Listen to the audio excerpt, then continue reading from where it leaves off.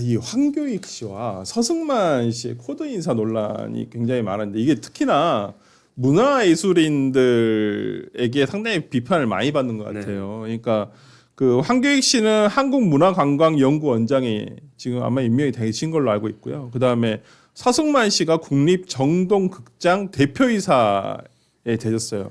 그리고 여기 국립정동극장 이사장도 연예인이세요. 이재명 대통령을 지지했던 제가 알기로는 그렇게 알고 있거든요. 누구시죠? 한번 우리 한번 제작진에서 한번 좀 찾아주시겠어요? 제가 그렇게 본 거예요. 제가 이사장하고 대표이사가 전부 다 코드 인사 같이 보이더라고요. 그래서 이번에 이 황교익 씨와 서승만 씨 이 임명과 관련해 가지고 어떻게 보세요? 우리 이미찬 저는 늘 문학에는 그랬습니다. 문학이 블랙리스트니 보은이 인사니 그래서 굉장히 보수 정권을 향해서 매섭게 비판을 했던 분들이죠. 그런데 이재명 정부 들어서 특히나 좌파 정부에게는 그런 비난의 칼날이 굉장히 무뎌집니다. 그래서 그런 것들의 한 단면인데 특히나 저는 황교익 씨에 대한 인선은 정말로 이해가 가질 않아요.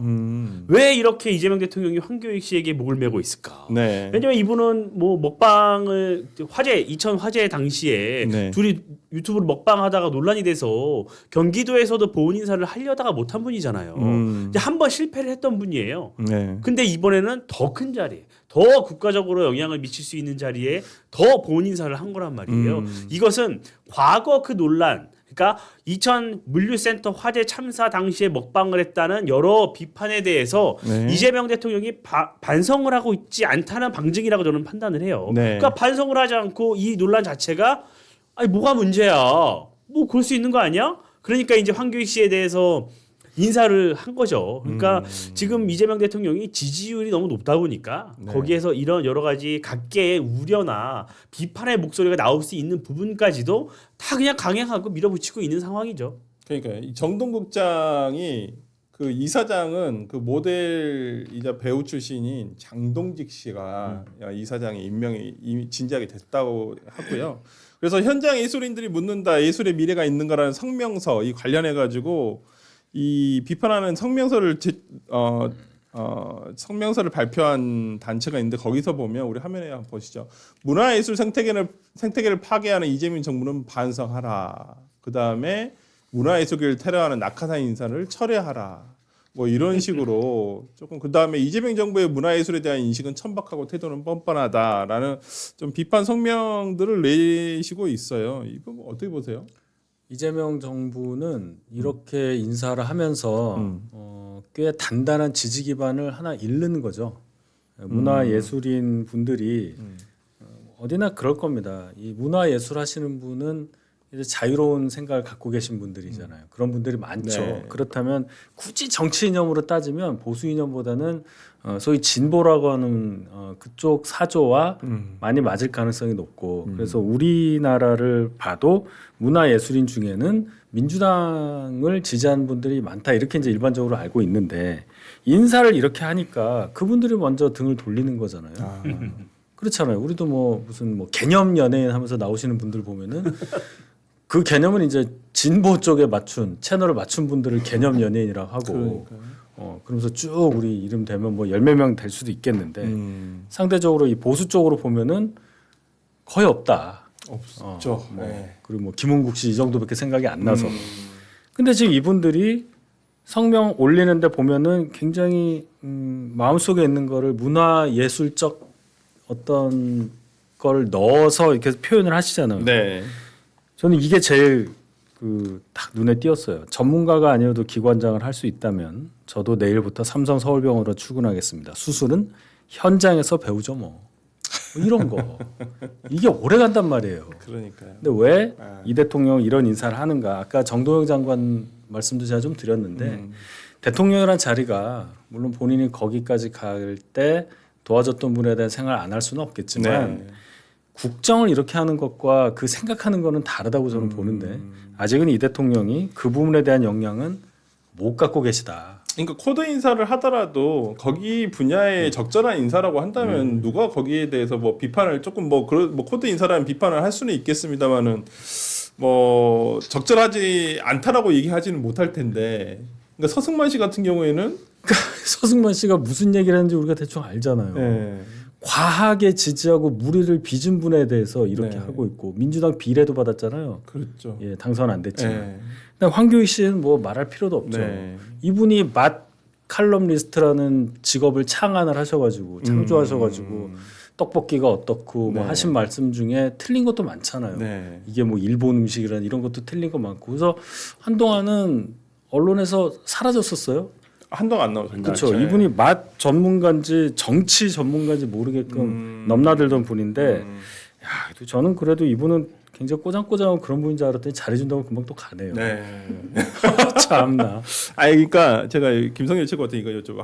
황교익 씨에 대해서 조금 여쭤볼게요. 황교익 원장은 과거 이재명 대통령과 그 떡볶이 먹방으로 되게 유명하신 분인데, 그러니까 아마도 2000 쿠팡 화재 물류 창고 화재 사건 당시에 떡볶이 먹방을 같이 촬영한 분인데 이분을 이번에 이제 뭐 원래 예전에 한번 경기도지사 때도 한번 그 인사를 경기관광공사. 예, 거기를 하시려다가 못했죠. 예, 그때도 못했어요. 좀 반발이 많아가지고 못했는데 사퇴했습니다. 예, 이번에는 뭐 일단 한국문화관광원장에 일단 연구원장에 임명하셨는데 적절한 인사일까요? 한국문화관광연구원장에 사실 제가 뭐 요 며칠간 문화계 인사들을 좀 뵐 일이 있었어요. 제가 옛날에 국회에서 교문위 그러니까 문화를 담당하는 위원회에 있었거든요. 네. 그러다 보니까 이제 연이 있어서 좀 뵀는데 뭐 제가 말을 꺼내기 전에도 이미 그분들이 이거에 대한 부글부글이 있으세요.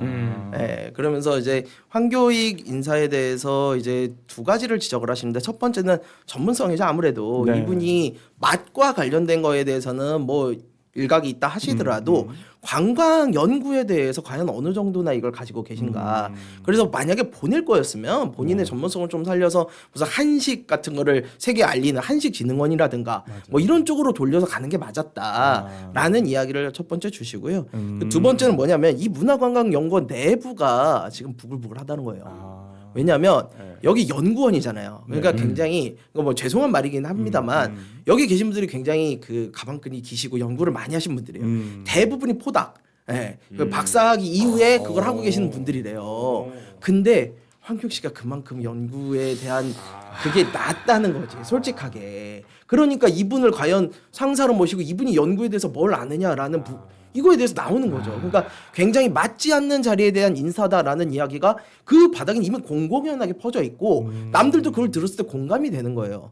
그러니까 이런 무리한 보은 인사를 왜 하느냐 이걸 보셔야 되는데 이 무리한 건 확실하고 이 무리한 보은 인사를 왜 하냐면 사실은 저는 이게 단순히 그냥 한 명으로 보지 않고요. 다음 전당대회를 보고 놓는 수라고 봐요. 지금 이재명 대통령이 머릿속에 있는 건 지방선거가 아니에요. 민주당 전부도 그래요. 네. 이 사람들의 대선은 8월이에요. 네. 5년 뒤가 아니라 8월이야. 당장 민주당 전당대회가 벌어지는 지방선거 이후에 벌어지는 전당대회가 자기들의 가장 관심사예요. 그것만 두고 지금 명청대전이 심하게 벌어지고 있는데 자 여기서 이 보훈 인사가 주는 의미는 두 가지입니다. 하나 나에게 충성하면 어떻게든 자리는 준다 라는 거 이 메시지 하나. 둘 나는 남들이 뭐라고 하든 할 만한 힘이 있다. 권력이 있다. 이거를 대한 과시예요. 이 두 가지가 있으면 무슨 일이 벌어지냐면 조직이 뭉칩니다. 조직이 뭉쳐요. 그리고 특히 역량이 부족하거나 본인이 다른 데에선 쓰이긴 좀 어려운 사람들이 있잖아요. 네. 이런 사람이 나도 여기 충성만 하면 자리를 받을 수 있구나 라고 하고 조직의 확장세가 일어나요.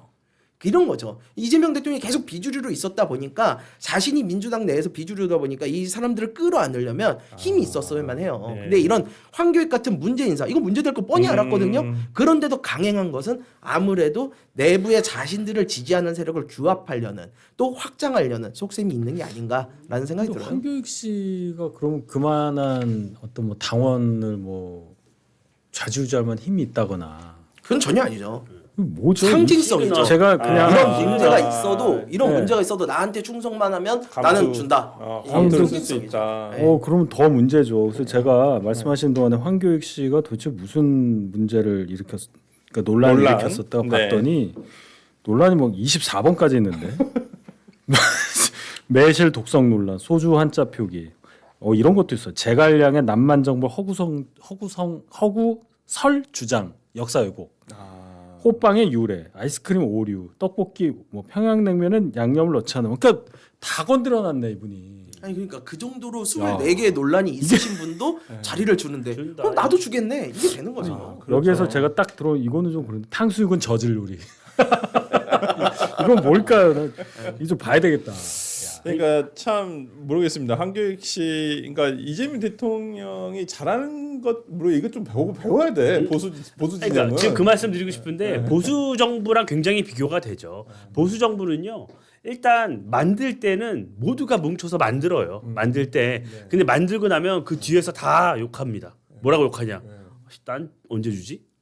나는 언제 자리 주는 거야? 하면 안 돼요. 아니 그런데 그 많은 사람이 이 국정을 이 정권을 창출하는 거잖아요. 정권을 창출하고 그 국정 철학을 공유하는 사람들이 여러 요소에 가서 그것에 대해서 이제 국정 철학을 공유하면서 국정을 펼치는 것은 좋은 일이에요. 근데 황교익 씨의 문제는 전혀 이 기관과 연관성이 없고 전문성에 논란이 있으니까 문제가 되는 것이죠. 그러니까 과거 보수 정부를 보면 이 정도의 인사는 없었어요. 특히나 윤석열 정부에서는 굉장히 내부 승진이 많았고 공무원 출신들이 요직에 많이 갔습니다. 그만큼 이제 외부 발탁이 좀 드물었죠.